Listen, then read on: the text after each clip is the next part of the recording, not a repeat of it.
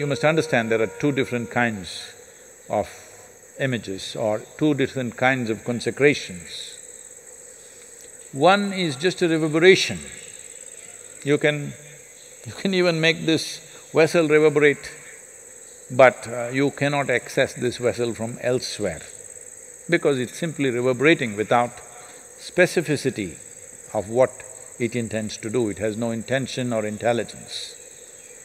But consecrations which are as complex as the Devi or much more with the Dhyanalinga is, they are not limited by physical space.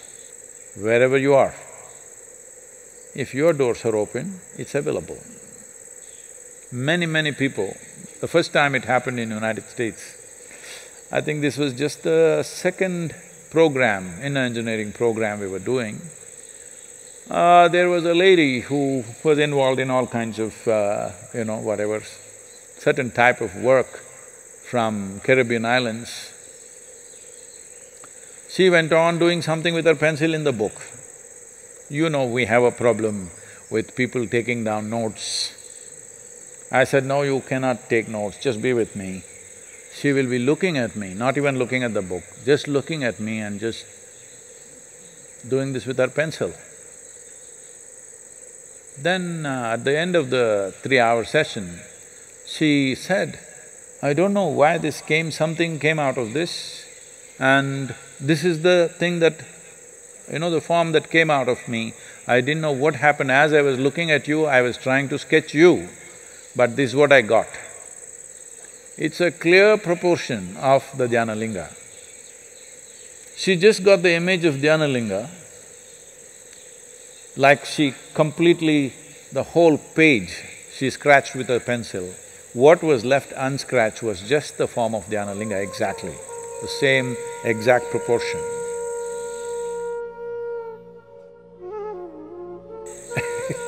But she was trying to make a picture of me.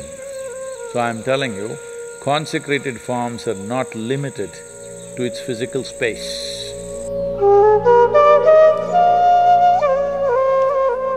As Dhyanalinga is not a particular physical form, but it's an energy form which defies time and space. So if one is willing, it's available to you wherever you are. But still that may sound very abstract for many of you. So I would say it's best if you've made at least one visit. If you have beheld Dhyanalinga, if you've sat there, the sowing of the spiritual seed through the Dhyanalinga will anyway happen within you. And if you just fix a certain time for yourself, preferably in the morning or evening, and simply sit quietly, the energy of Dhyanalinga will definitely envelop you from within. And if you need some visual help, you can always have an image or a yantra which will give you the necessary support. But all these supports are only because one is psychologically distracted. Otherwise, none of these are needed.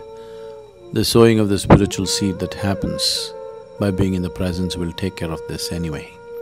But if you need support, you can always have visual support or even the mantra, a CD being played or something like this, which will give you the necessary auditory support. But essentially, if you just keep one space in your house and simply sit quietly, you should feel that space from within yourself, if you have been in that space. Even if you have not been in that space, it is possible, but you must be in a certain level of receptivity which may not be possible for everyone.